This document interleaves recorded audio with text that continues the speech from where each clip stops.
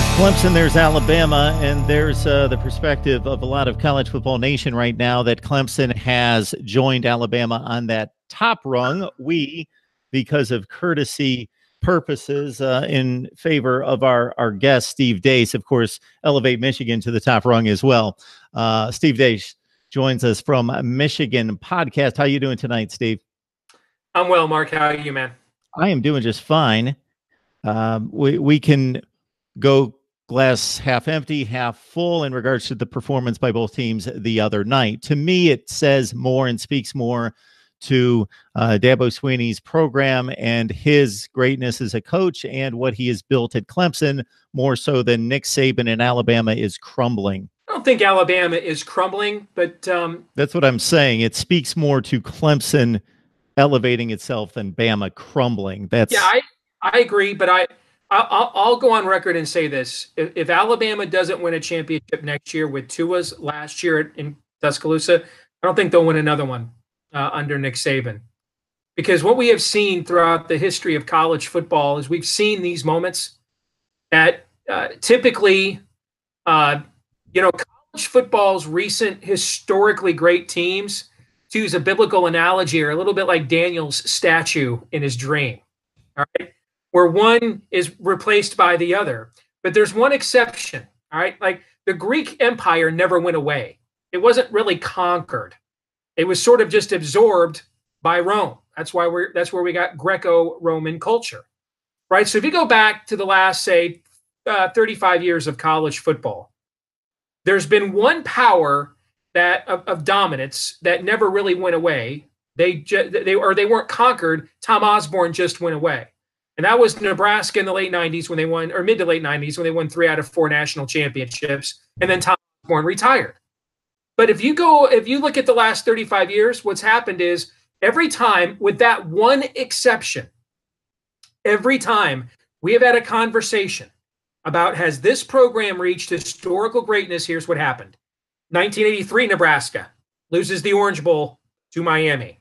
And then they wait 11 years before they win their first national championship under Tom Osborne. So a whole different era of football for Nebraska. Then you look at Miami in 1992. What did they have? 5 national championships in 9 years with 3 different coaches, right? This is historically great. They've won all these games in a row. Another Heisman Trophy winner in Gino Torretta. They go down to the Sugar Bowl and Alabama destroys them. Then you fast forward again. And it's Miami again. They went down, they come back up. This is the Butch Davis, Larry Coker era, and they won 34, I think it was, in a row. They go to the Fiesta Bowl against Ohio State. They're a historically great team again. They lose, they go down.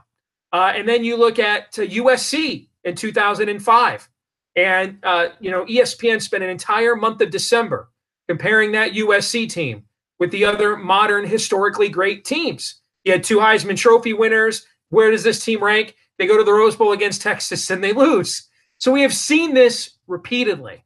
We have seen these sort of passing of the batons repeatedly. And all those teams I just mentioned, with the current makeup of their program, when they lost the game, when they were being discussed as historically great, they never ended. That was sort of that signal sort of the end of their run. And so.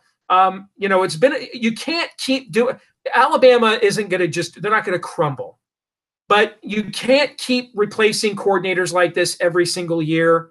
It just lowers your margin of error.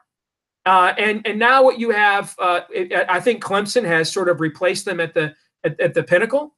I think Alabama will have a huge emotional advantage next year.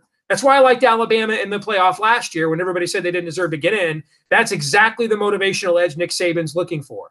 So that's why I say if Nick Saban, with the quarterback he has coming back, with the offensive talent he has coming back, and now that chip on the shoulder with everybody doubting them, if they don't win it next year, age catches up to us all. Time is the enemy of us all. The sun eventually set on the Bear Bryant and Woody Hayes and name the coach empire. Eventually, it happens, and I think we are closer to the end of the era of Alabama than we are its pinnacle. And USC didn't stop recruiting top 3 classes with Pete Carroll after that Rose Bowl. They had #1 classes pretty much they just didn't win it again. And I think we're getting close to that.